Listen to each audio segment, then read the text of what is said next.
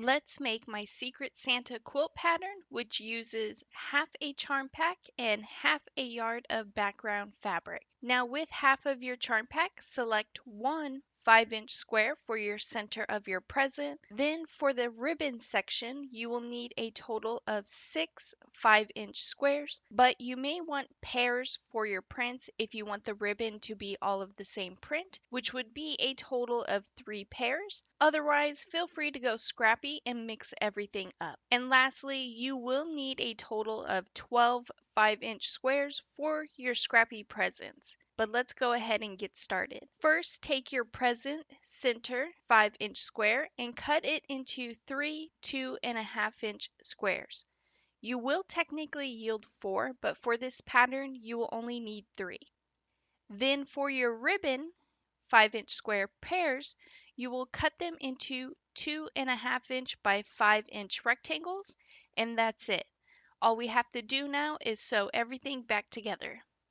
So with that said, first we are going to take 4 2.5-inch by 5.5-inch rectangles in the same print, 1 2.5-inch square for the center, and 4 5-inch squares for your scrappy corners, and place them like so. You will then sew your blocks together into rows, and then lastly your rows together to complete a 11.5-inch quilt block.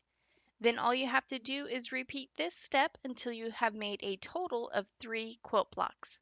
Lastly, with your background fabric, you will cut 2 3.5-inch by 11.5-inch strips for your sashing in between your blocks, and then you will cut a 3.5-inch by width of fabric strips to add on to a border.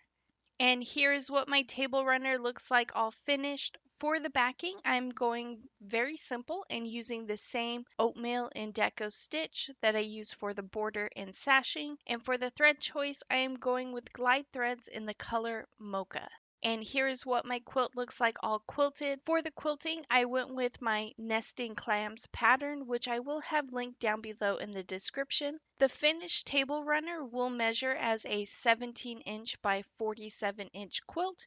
And if you could, please take a moment to hit that like and subscribe button, hit the notification bell so you can be notified for your next amazing quilt project.